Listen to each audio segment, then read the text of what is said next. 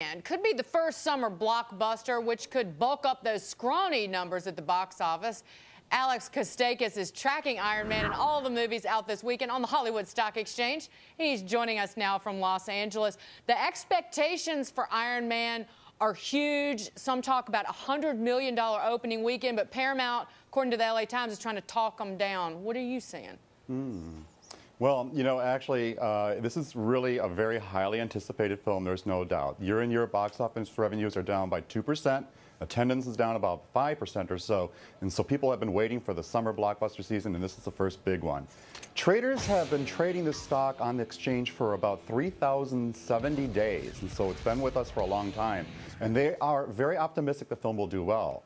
It stars Robert Downey Jr., and he is casted perfectly in it. Gwyneth Paltrow plays his love interest. It's a wonderful story back from the 60s, a comic back in the 60s, loosely based on Howard Hughes' life. So traders are saying it's going to come in at about maybe 85 to 97 million for the weekend, which is really, really good. If it's at 97, that would be out of this world, because I think Spider-Man is the only non-sequel to ever open with a box office opening weekend over 100 million.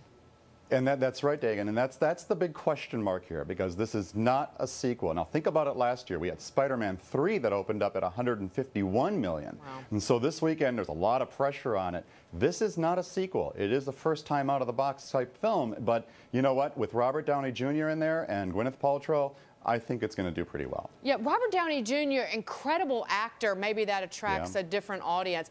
Move on to, well, if you don't want action, you don't want superheroes, there's another option. Right. Yep, that's right, Dagen. In fact, this is what's referred to as a counter-programming strategy. And we have a film by Sony. It's Maid of Honor. It's starring Patrick Dempsey from Grey's Anatomy. Of course, you know, the heartthrob that he is.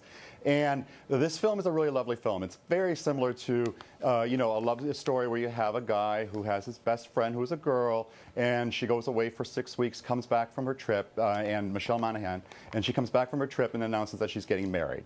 And so she asks him to be her maid of honor. And so he is now going through a problem here because he, of course, loves her. He wanted to tell her that. And so now he wants to derail the marriage. Let's see what happens with that, though. The film, go ahead. Alex, the reviews have been awful. Yeah. Have you seen that at all in the predictions or expectations for the Open this weekend?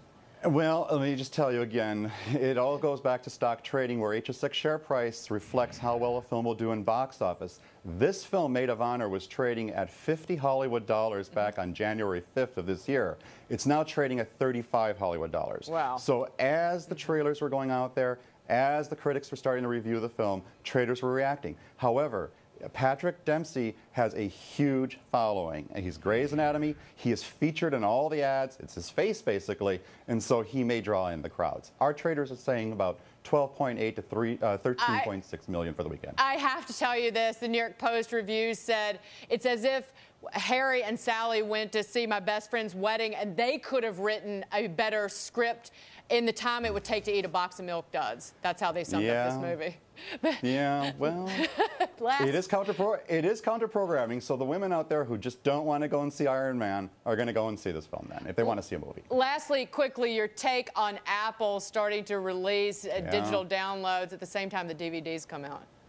Yeah, I mean, this is big news. I mean, it's big. First of all, we're talking about digital download, which is what, less than $100 million industry last year, maybe about 93 million out of a total DVD market of about 16 billion. So it's a very small component. But it's an acknowledgement by the studios that this truly is a new distribution channel. And so I think what we're seeing here is something that is course changing in a lot of ways. I'm really excited to see what happens over the course of the next year with it now. And I think that we're going to see more and more people who are going to be interested in digital downloading as a result of the announcement. Yep, it's always been talked about, right, Alex, that you need more product. You need more films to really get people on board. Alex Costakis, great to see you in Los Angeles. Thank you. Thanks. Thank you, Dagen.